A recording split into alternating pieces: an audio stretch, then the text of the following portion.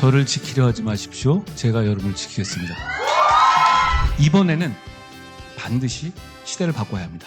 선수 교체만 가지고는, 선수만 교체해가지고는 우리는 더 잔인해지고 더 표독스러워질 겁니다.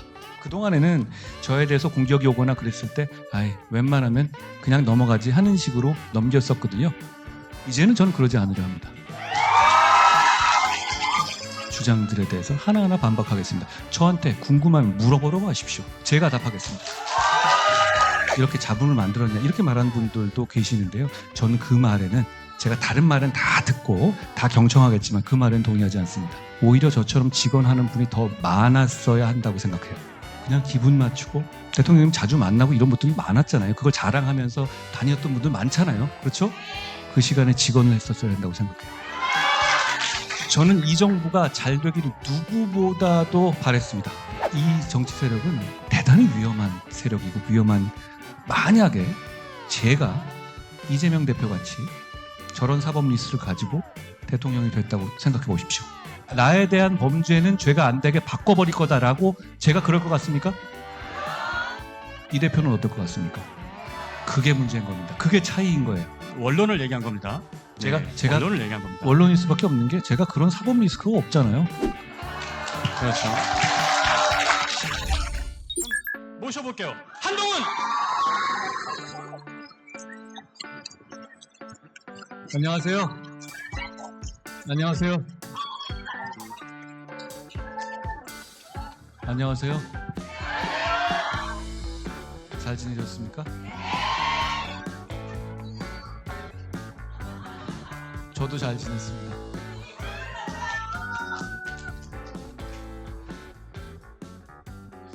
저를 지키려 하지 마십시오. 제가 여러분을 지키겠습니다.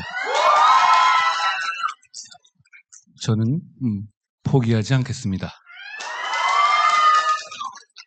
제가 여러분과 인사할 때 마지막으로 이 얘기를 했던 것 같습니다. 저만 기억하는지 모르겠지만요. 저는 오늘의 얘기를 그때로부터 시작하겠습니다. 다시 시작하겠습니다.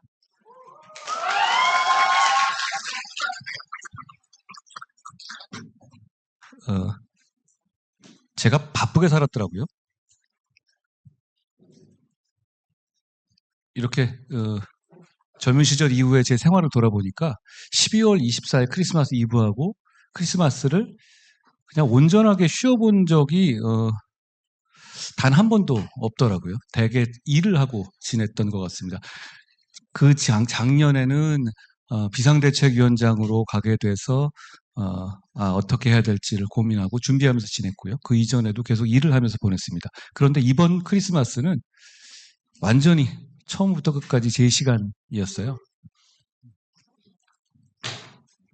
제 집에서 가족들도 바쁘고 해서 저랑 놀아줄 것도 아니어서 크리스마스 이브하고 크리스마스에 집 주변에 있는 카페에서 혼자 책을 좀 보고 그랬거든요. 근데 그때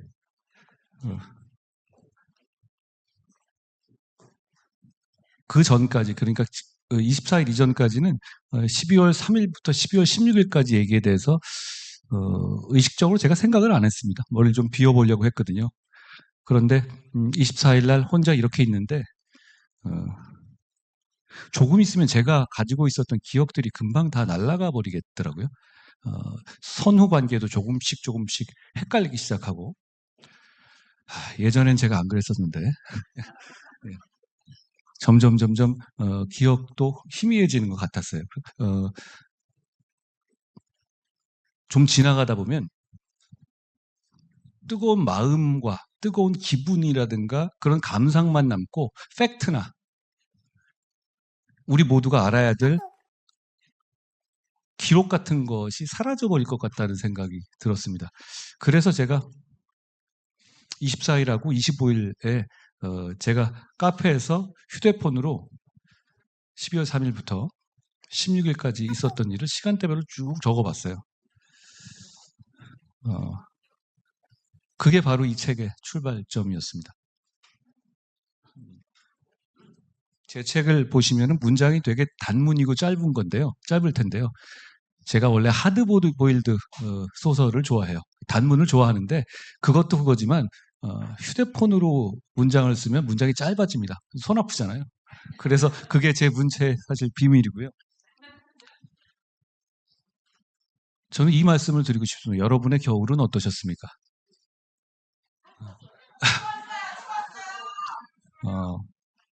저도 많은 생각을 하면서 보냈는데요. 우리 대한민국에서 지난 겨울을 보내면서 많은 분들이 고통스럽고 많은 분들이 안타까우셨을 거라고 생각합니다. 저도 그런 마음이었어요. 그 점에 대해서 대단히 죄송스럽게 생각한다는 말씀을 먼저 드리고 싶어요. 진심입니다. 이런 일이 일어나면 안 되는 거였습니다. 그리고 기왕 이렇게 이런 일이 일어난 상황에서는 지금 어떻게 해야 좋은 미래로 갈 수 있을지를 궁리하고 그 길을 찾아서 용기 있게 결단하고 헌신하면서 나아가야 할 때라고 생각합니다. 제가 여러분과 함께 그 일을 하고 싶습니다.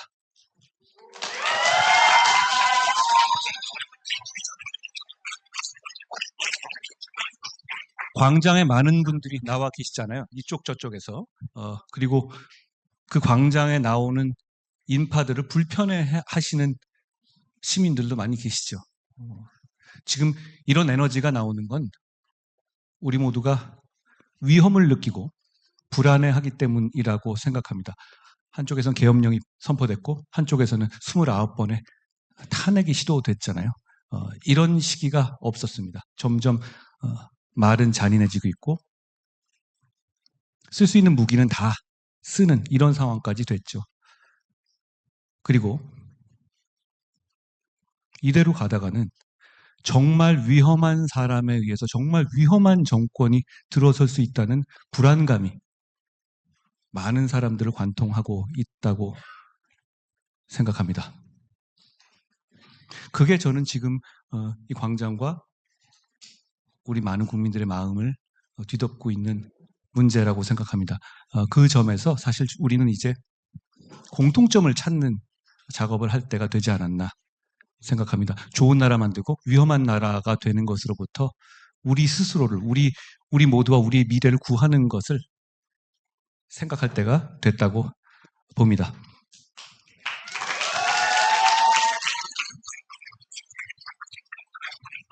우리 헌법이 1987년에 만들어진 게 지금 우리가 쓰고 있는 헌법이죠. 87 체제의 극복이란 말씀 많이 들어보셨죠? 87년에 굉장히 어리셨던 분들이 많이 계실 것 같은데요. 태어나지 않았던 분도 계실 것 같고요. 그런데 먼저 오해는 하나 풀어야겠습니다. 87 헌법, 87 체제는 대단히 위대한 체제입니다. 우리가 그 87년 헌법을 가지고 선진국이 되지 않았습니까? 그 87년 헌법을 가지고 민주주의 국가가 되지 않았습니까? 저는 이 헌법에 대해서 대단히 고마운 마음을 가져야 한다라고 생각합니다. 그런데 그 87 헌법은 정치 주체가 어느 정도 절제하는, 할 수 있지만 안 해야 되는 선을 지키는 절제의 정신을 전제 조건으로 하고 있어요. 여러분 생각해 보십시오. 민주당 이재명 측에서 하고 있는 29번의 탄핵, 그게 어차피 헌법에 없었습니까? 있었던 겁니다. 대통령이 한 비상계엄, 헌법에 없었습니까? 있었던 겁니다. 그렇지만 수십 년 동안 헌법에 있었지만 감히 그것까지는 안 하는 절제 정신이 서로 지켜온 암묵적인 룰이었고 그게 깨진 겁니다. 정말 위험한 세상이 되고 있는 거예요. 그렇기 때문에 87년 체제는 극복해야 할 때가 된 겁니다. 이번에 극복하지 않으면 다음번엔 정말 더 잔인한 세상이 될 겁니다. 이것 이상으로 가지 않겠어요? 그렇기 때문에 저는 87 체제 극복이 단순한 과거의 극복이 아니라 미래를 위한 초석이라고 생각합니다. 그렇기 때문에 제가 정치를 재개하면서 새로운 시대를 바꿔야 한다는 말씀을 드린 겁니다. 제가 2달 동안 쉬면서 87년 헌법을 만드는데 관여한 어르신들을 좀 찾아뵀었어요. 그런데 제가 그때 그분들 뵈면서 느낀 게 뭐냐면 87년 헌법이 대단히 짧은 시간에 만들어졌다는 거였습니다. 몇 명이 앉아서 몇 달 만에 끝냈다는 거예요. 당시에는 직선제만 관심이었고 나머지는 그렇게 국민들이 관심이 없었다는 겁니다. 그래서 87년 헌법을 만들 개헌 작업은 대통령을 간접선거에서 체육관 선거에서 직접 선거로 뽑는 조항을 만들고 그리고 유신 헌법에 있었던 아주 대표적인 독소 조항만을 좀 고치고 그리고 이렇게 말했다고 합니다. 아, 나머지는 우리 차차 금방 고칩시다. 이렇게요. 시대에 맞지 않는 조항들이 많이 있었지만 아 이거는 우리 급하니까 일단 이렇게 하고 곧 우리 이번 정권에서 제대로 고칩시다 라고 했다는 겁니다. 그게 벌써 87년 이래 거의 40년 가까이가 지나고 있는 겁니다. 그렇기 때문에 87 헌법은 몇몇 핵심적인 조항들 말고는 유신 헌법을 그대로 가져오고 있는 겁니다. 그러니 AI 시대 그리고 인권의 시대 그리고 군인과 보훈의 시대에 맞지 않는 조항들이 그대로 남아있는 거예요. 그러니까 시대를 바꿀 때 단지 대통령제를 중임제로 한다. 그리고 상하 양원제를 한다. 이것도 중요한데 우리가 AI 시대 그리고 앞으로 우리 모두가 잘 사는 복지와 성장의 선순환 시대를 준비하기 위해서 많은 부분을 고쳐서 50년, 100년 쓸 수 있는 헌법을 만들어야 한다고 생각합니다. 여러분 그런데 이런 말을 하는 사람은 많았습니다. 그런데 늘 되지 않았죠. 개헌 얘기가 나왔을 때 항상 에이 정치권의 일이야 라고 많은 분들이 여론조사에서 부정적으로 답하는 이유는 그게 되겠어? 라고 생각하기 때문일 겁니다. 그런데 이번에는 반드시 해내야 합니다. 제가 이런 질문을 드리고 싶습니다. 이런 일을 또 겪으실 겁니까? 이런 일을 또 겪게 되면 대한민국의 미래는 없습니다. 여러분, 의료 사태. 트럼프 대통령이 온 이후에 국제적인 관계의 문제, 경제 성장률의 저하의 문제, 서울 집값 상승의 문제, 대단히 중요한 문제들이죠. 그런데 언론 지면에서 잘 안 보이죠? 계엄이니 탄핵이니 이런 이슈들이 다 장악하고 있잖아요. 언론 지면을. 그럼 과연 우리가 진짜 해결해야 될 이런 우리 민생의 문제들, 미래의 문제들이 없어진 겁니까? 아닙니다. 정치의 문제, 정치가 해결하지 못하고 있는 장애물 때문에 뒤로 치워져 있는 겁니다. 저희는 다시 그걸 끌어올려야 하고 그걸 하기 위해서 과거를 극복하고 계엄의 바다를 건너야 한다는 말씀을 드리고 싶습니다. 그렇지 않으면 새로운 미래로 갈 수 없기 때문입니다. 그렇게 개헌을 하는 방법은 왜 지금까지 개헌이 안 됐을까요? 저는 이렇게 생각합니다. 모두가 새로운 시대의 주인공이 되고 싶어 하는 욕심이 있었기 때문이라고. 그런데 새로운 시대는 구시대를 온몸으로 정리하겠다, 굳은 일로 정리하겠다는 희생과 헌신이 없으면 절대 열리지 않습니다. 나까지만 충분히 뽑아먹고 다음부터 하자. 이런 마음으로는 절대 새 시대가 열리지 않습니다. 결국 누군가의 희생이 필요하고 누군가의 굳은 일이 필요하고 누군가 구시대, 87 체제의 문을 닫는 굳은 일의 역할을 해야 하는 겁니다. 저는 그런 면에서 앞으로 새 시대를 준비할 사람은 그런 희생의 정신을 다짐하고 국민들께 약속해 드려야 한다고 생각합니다. 그래야만 87 체제를 정리할 수 있고 새 시대의 문을 열 수 있습니다. 이번에는 반드시 시대를 바꿔야 합니다. 선수 교체만 가지고는 선수만 교체해가지고는 우리는 더 잔인해지고 더 표독스러워질 겁니다.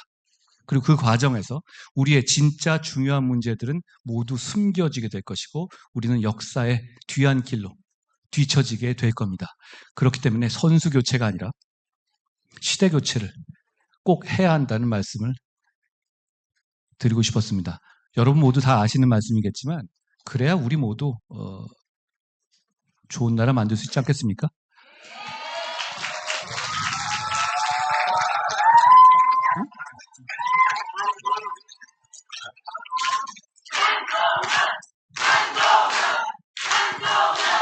결제 시대에 지금 굉장히 흐름이 혼탁하고 그러잖아요. 그러면서 가짜 뉴스들이 난무하고 별별 왜곡된 공격들이 양 진영에서 난무하고 있습니다. 그런 부분에서 이제는 저는 그동안에는 저에 대해서 공격이 오거나 그랬을 때 웬만하면 그냥 넘어가지 하는 식으로 넘겼었거든요. 이제는 저는 그러지 않으려 합니다. 왜냐하면 잘못된 정보가 팩트를 대신하는 지금의 상황을 개선해야 한다고 생각합니다. 예를 들어서 저는 이런 얘기가 도는지도 솔직히 잘 몰랐었는데 제가 친중 정치인이다 이런 얘기를 하더라고요. 저는 그거를 본 분들이 내가 그동안에 해온 일이 있는데 라고 설마했어요. 그런데 이거를 그냥 팩트 대신에 믿고 있는 분들도 많이 계시더라고요. 여러분, 제가 이것만 말씀드리죠. 적국에만 해당되는 간첩법 조항을 외국, 그러니까 중국까지 포함하는 거죠. 그 조항을 바꿔야 한다고 제일 처음 얘기하고 끝까지 밀어붙인 게 누굽니까?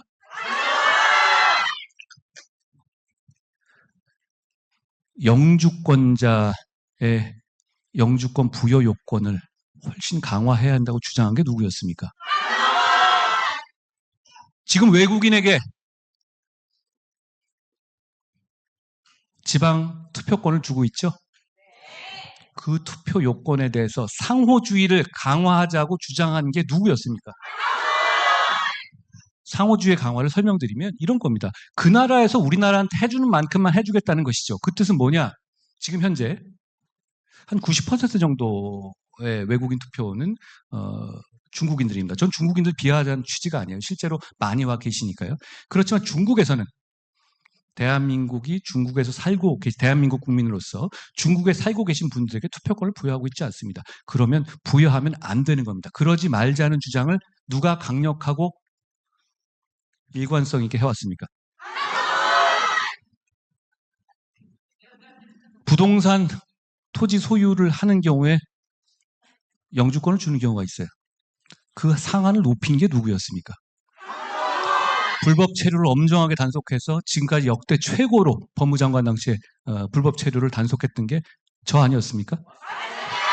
지금 그런데 진짜 친중하는 정치인들이 저보고 그냥 얘는 친중이래 이러고 있고 많은 사람들이 그걸 믿고 있어요. 이렇게 되면 정치가 혼탁해지고 민주주의가 제대로 돌아가지가 않습니다. 저는 이제부터 앞으로 이런 식의 말도 안 되는 주장들에 대해서 하나하나 반박하겠습니다. 저한테 궁금하면 물어보라고 하십시오. 제가 답하겠습니다.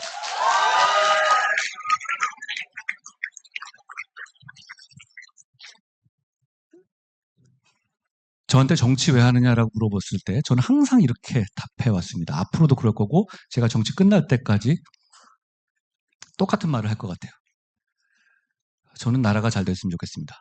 그 마음이고 그 마음을 같이 하는 분들께서 많이 와주셔서 든든하고 고맙습니다. 저는 여러분과 함께 좋은 나라 만들고 싶습니다. 고맙습니다.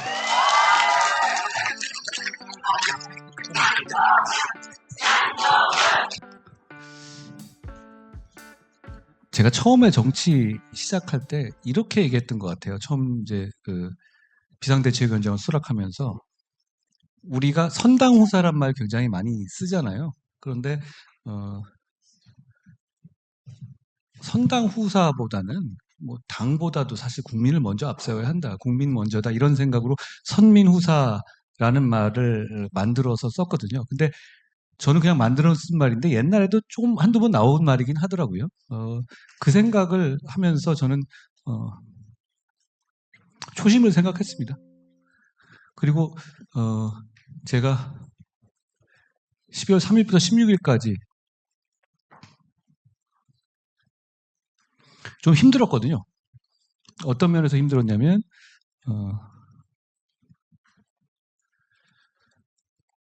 결정 자체는 그렇게 힘들지 않았습니다. 그리고 그걸 별로 의심하지는 않았어요. 그런데 그걸 어떻게 구현해내느냐, 많은 사람들을 설득해내느냐가 아주 힘들더라고요. 왜냐하면 제가 신뢰하고 좋아하는 사람들도 저와 다른 생각을 말씀하시기도 하고 또 그 말들을 제가 들어보면 들어볼 만한 말들이기도 했어요. 그리고 단기적으로 우리를 지지하는 분들이 느끼는 섭섭함과 서운함, 그게 너무나도 예상됐고 좀 두렵기도 하고요. 그리고 그게 이후에 저한테 올 여러 가지 그런 공격들이 예상되잖아요, 누구나. 자기가 제일 잘 알죠. 그런 과정에서 어려운 과정을 겪었는데요. 그때 그냥 이 생각을 제가 했던 것 같아요. 지금 이 순간, 이 역사적 순간에서 우연히 내가 이 위치에 서 있는데 그러면 나중에 이 모든 일들이 다 지나가고 많은 감정들이 가라앉고 냉정하게 이 상황을 바라볼 때 나중에 사람들이 제 결단을 평가할 때 뭘 기준으로 했었니 너는? 이 답을 저는 할 수 있었어야 한다고 생각하거든요. 그때 그래, 내가 처음에 말했던 선민우사, 국민을 먼저 생각하고 기준을 거기에 둬야 한다라고 생각했어요. 많은 분들이 얘기하잖아요. 지지자를 배신했다. 내지는 인간적인 연이 깊었던 대통령을 배신했다. 이런 말들을 하시잖아요. 감성의 문제이니 그걸 제가 하나 반박하는 건 의미는 별로 없을 것 같아요. 그리고 그렇게 생각하실 수도 있다고 봐요. 그런데 그 모든 결정이 결국은 이게 이 나라가 어떻게 가야 하고 이 나라 국민들의 어떤 판단이 어떤 결정이 이 시점에 도움이 되는지를 위주로만 생각해야 한다고 저는 믿었습니다. 어려운 결정이었어요. 그리고 어려운 시간이었던 것 같아요. 그걸 제가 그 시간들을 겪으면서는 잘 못 느꼈어요. 그 시간들을 겪으면서는 제가 12월 3일 처음에 그 상황을 처음 알게 됐을 때부터는 이거 어떻게든 안 막으면 나라가 망가지겠다. 이거 이날 밤으로 안 막으면 유혈 사태 난다. 주식시장 안 열린다. 이런 생각을 하면서 무조건 어떻게든 막아야 된다는 그런 목적을만 보였어요. 그러니까 그거에 맞게 움직이려고 했고 그날 이후부터는 이런 거죠. 돌아가는 상황에서 많은 사람들이 각각의 입장에서 이 상황을 어떻게 수습해야 하는지에 대한 생각을 가지잖아요. 그런데 그 관계를 조정하고 그렇지만 이 원칙을 지키고 또 보수에게 다시 살아날 희망을 남겨야 하는 그런 어려운 숙제의 과정에서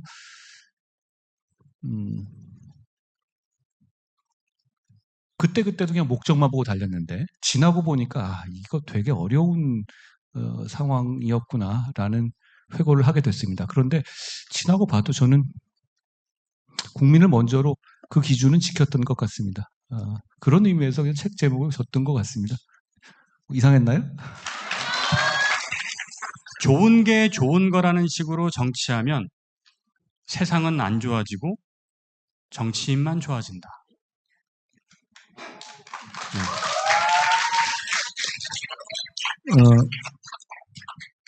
제가 한 선택들에 대해서 좀 불편해하시는 분들도 꽤 계시잖아요. 근데 그렇게 안 했으면 저는 더 편했을 거예요. 그렇지 않습니까? 근데 저는 제가 얼마나 이 정치를 그리고 중요한 위치에서 할지 얼마나 할지는 모르겠어요. 그건 여러분께 달려 있습니다. 그렇지만 그 과정에서 임무에 집중해야 한다고 생각하거든요. 조금 불편해지고 조금 손해보더라도 우리 전체 공동체가 좀 나아지는 방향으로 움직일 수 있도록 뭐든 해봐야 된다라는 게 제 생각이고 선택이에요. 그리고 그런 선택을 하는 분들이 더 많았어야 한다고 생각합니다. 그래야 나라가 좋아지죠. 그리고 정치를 하다 보면 이런 상황이 들어요. 또 정치도 정치인이나 인간들끼리 하다 보면 그 관계의 설정이나 그리고 동조 압박, 동료 압박 같은 게 있거든요. 그러니까 옆에 사람들이 의식되거나 아니면 이 사람들하고 관계라든가 이런 거 있었을 때 정답 쪽으로 가지 않고 조금 더 둥글려서 가는 거를 선택하기 쉬워요. 처음엔 제가 몰랐는데 그게 뭔지 알겠어요. 그리고 그게 생각보다 굉장히 힘든 장벽이라는 것도 제가 이해하겠어요. 그런데 좋은 정치하고 큰 정치하려면 그 장벽은 넘어서야 한다고 생각해요. 왜냐하면 우리끼리 좋자고 하는 게 아니라 정치가 공동체, 그리고 국가, 그리고 국민을 좋게 하자고 하는 거잖아요. 그런 차원에서 저는 뭐 제목도 비슷한 거지만 국민이 먼저입니다라는 제목처럼 그 판단이 필요한 것 같습니다. 예를 들어서 제가 대통령님과 좀 다른 생각을 외부적으로 많이 보였던 부분이 이런 거잖아요. 김건희 여사님 문제, 의료 사태 문제, 명태균 사태 문제, 이종섭 황상무 사태 문제, 김경수 복권 문제, 뭐 이런 정도예요. 그런데 그 사람들은 명백히 대통령이 잘못 판단하고 계셨던 거예요. 그리고 그걸 그렇게 잘못 판단하고 계시다고 국민들도 다 인식하고 바꿔달라고 소리치고 있었고요. 그럼 그 상황에서 저는 제가 불편해지고 공격받더라도 그걸 어떻게든 간에 조금이나마 궤도 수정을 하기 위한 일을 한 겁니다. 제가 그거 안 했으면 훨씬 더 편하게 정치했을 것 같아요. 그렇지 않습니까? 저는 대통령님과 굉장히 오랜 세월을 서로 많은 일을 겪었잖아요. 그리고 신뢰하면서 왔잖아요. 그러니까 그런 신뢰를 서로 간에 어떤 그런 감정을 상하면서까지 그렇게 하기가 저도 굉장히 어려웠어요. 근데 저는 정치하겠다고 나온 거잖아요. 그리고 충성의 대상은 국민이어야 하는 것이고요. 그렇기 때문에 그런 선택을 했던 겁니다. 일각에서 제가 왜 그런 선택을 해서 이렇게 잡음을 만들었냐 이렇게 말하는 분들도 계시는데요. 저는 그 말에는 제가 다른 말은 다 듣고 다 경청하겠지만 그 말은 동의하지 않습니다. 오히려 저처럼 여러분 권력도 잘못된 길을 갈 수가 있어요. 판단 잘못할 수 있죠. 그럴 때 옆에서 직언하고 이러면서 바로 잡아가는 게 좋은 정치입니다. 그렇죠? 저는 오히려 지금 이렇게 상황이 어려워진 것에 대해서 너무 안타깝지만 오히려 저처럼 직언하는 분이 더 많았어야 한다고 생각해요. 오히려 그렇지 않고 그냥 기분 맞추고 자리 같이 하고 그게 잘못된 거였어요. 저는 다 사정이 있었겠지만 대통령님 자주 만나고 이런 분들이 많았잖아요. 그걸 자랑하면서 다녔던 분들 많잖아요. 그렇죠? 저는 그분들이 그 시간에 직언을 했었어야 한다고 생각해요.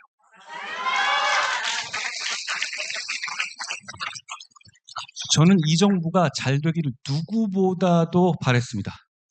진심입니다. 왜냐하면 만들 때 제가 문재인 정부 말기에 거의 대통령님을 대신해서 얼마나 많이 공격당했습니까? 4번 좌천당했고 2번 압수수색 당했습니다. 구속 직전까지 갔었죠.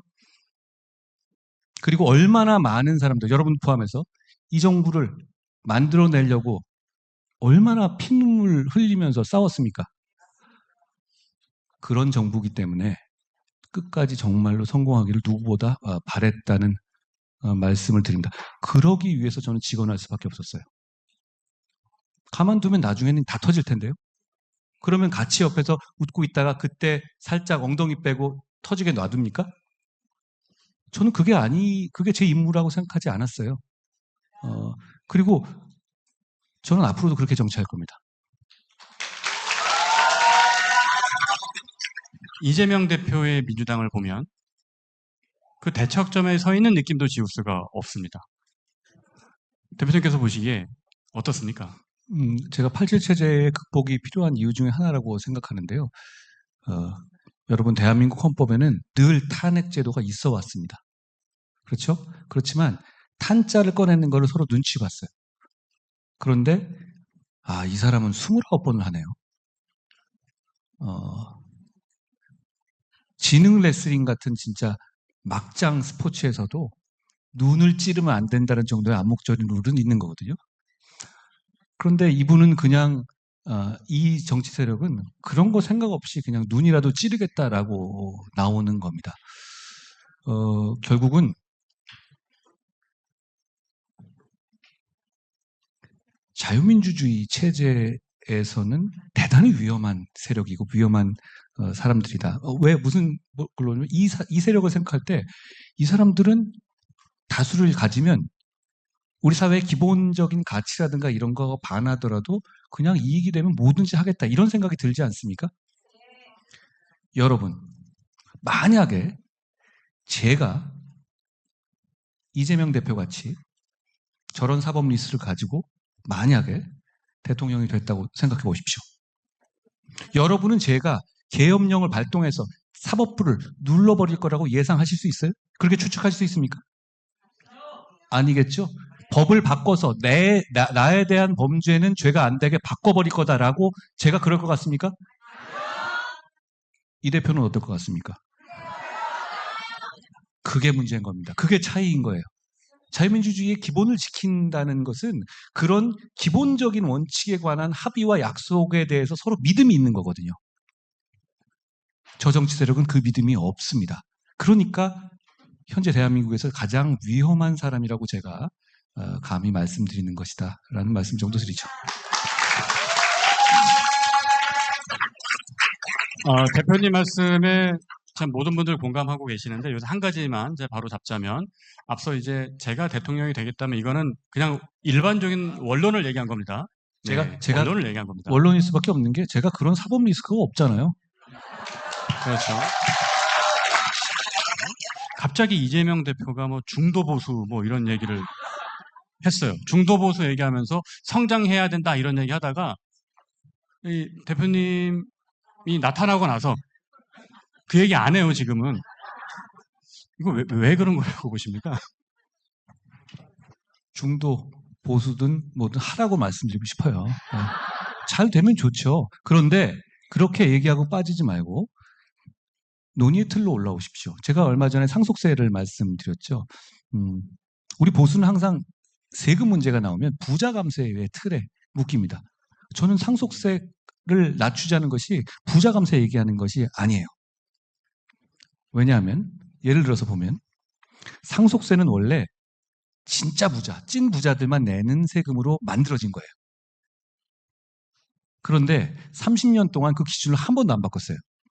30년 동안 집값이 얼마나 올랐으며 물가가 얼마나 올랐고 성장이 얼마나 됐습니까? 그런데 그 기준 그대로 가요. 그러니까 당초에 이 세금을 만들 때의 입법자들이 생각해온 것과 다르게 원래는 상속세를 안 내야 될 만한 사람들이 세금을 걱정하는 일이 많아진 거예요. 이 부분은 개선해야 되지 않겠습니까?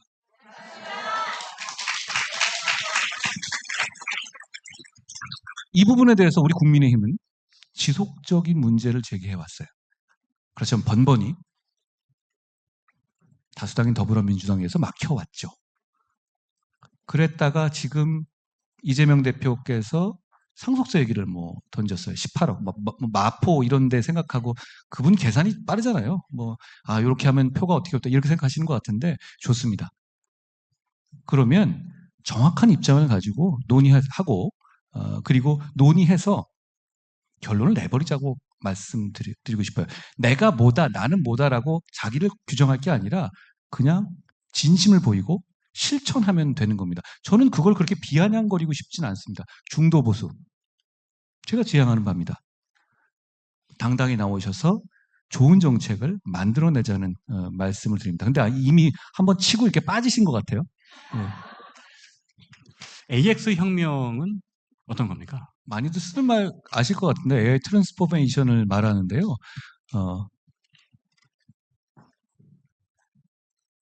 우리가 지금 여기에는 숟가락 얹어야 됩니다. 지금은 우리가 다른 것보다도 늦지 않게 AX혁명에 AI 시대에 숟가락을 얹어야 돼요. 그러면 우리는 삽니다. 복잡할 거 없습니다. 그것이 정치가 그 문제를 전폭적으로 지원해야 합니다. 산업혁명 시기랑 비슷합니다. 그 시기에 그냥 증기기관이 아니라 그냥 아이고 사람들 러다이트 운동 생각하면서 그냥 우리는 옛날까지 남았겠어. 그러면 어떻게 되겠습니까? 그럼 우리 미래가 없습니다. 지금은 분명히 결단해야 될 때라고 생각합니다. 그 결단에 대해서 여러분이 지지해 주십시오. 이 길은 분명히 맞거든요. 애매한 거면 이렇게 안 해도 돼요. 지금은 AI 시대에 우리가 대한민국이 올라타야 합니다. 그 과정에 대해서 정부가 그리고 정치가 움직이는 점을 지원해 주십시오. 그건 우리의 살 길입니다. 얼마 전에 이재명 대표가 제가 이 대표 얘기 잘 안 하려고 그랬는데요. 엔비디아 같은 기업을 해서 30% 얘기를 했었는데요. 그러면 엔비디아 같은 기업이 왜 여기서 나옵니까? 그렇지 않습니까? 그리고 정말 위험한 분이다라는 생각을 다시 했습니다. 그건 남미에서 독재 정권이 국유화하던 그림 아닙니까? 정반대로 가야 합니다. 이 대표가 말하는. 국부펀드가 투자할 수도 있습니다. 그건데 투자의 영역이죠. 그렇지 않습니까? AI 시대의 혁신은 혁신가들의 혁신을 지원하는 겁니다. 혁신이 성공할 경우에 30%를 갖고 오겠다라고 얘기한다?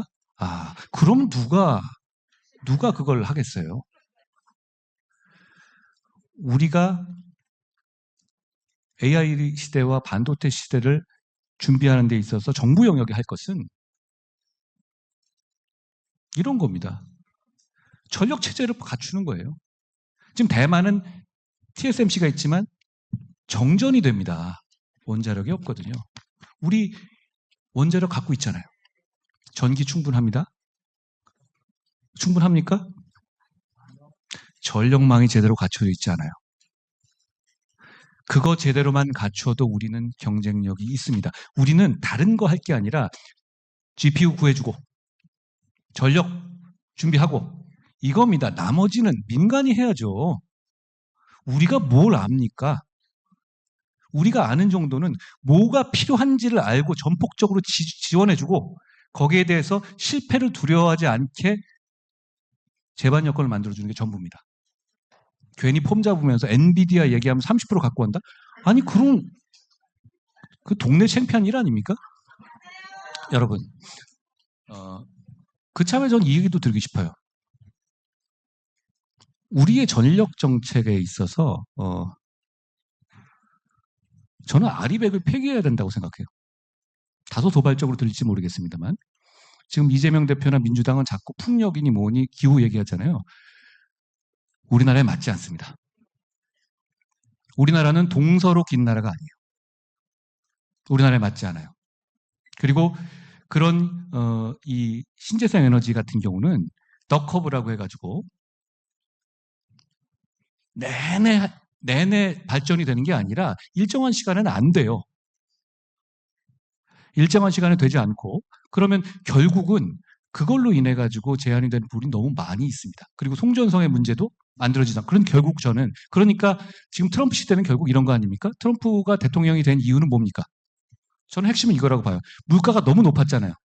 그런데 우리는 신재생 에너지 아니라 있는 화석 연료 다 캐서 그걸로 에너지값 낮춰서 물가 잡겠다. 이 얘기가 먹힌 겁니다. 그 말에 전적으로 동의한다는 뜻이 아니라 지금 시대의 추세가 그렇다는 겁니다. 미국에서 다시 3마일스 원전, 옛날에 문제가 있었던 원전도 다시 살리고 있지 않습니까? 우리는 지금 현실 세계에 살고 있어요. 현실 세계의 세계적인 트렌드에 맞춰서 제대로 된 전력, 그러니까 AI 시대와 반도체 시대를 제대로 지원할 수 있는 전력 체제를 갖춰야 한다라는 말씀드립니다. 물론 신재생 에너지 문제는 저는 산업 차원에서는 당연히 장려해야 된다고 생각해요. 그렇지만 그 신재생 에너지의 비중을 늘려서 AI 시대와 반도체 시대를 준비한다? 그건 허황된 소리입니다. 그래서는 안 됩니다. 그래서는 우리가 이 AI 시대, AX 시대에 숟가락을 얹을 수가 없습니다. 저는 아직도 이재명 대표가 그분이 이제 아리백을 좋아하시잖아요. 아직도 아리백 얘기하고 싶은 건지 묻고 싶어요. 그거 지금 미국에서도 지금 안 합니다. 왜냐하면 왜 안 하겠습니까? AX 시대, 반도체 시대에 그런 논리로는 뒤처질 수밖에 없기 때문이죠. 이 말씀 드립니다.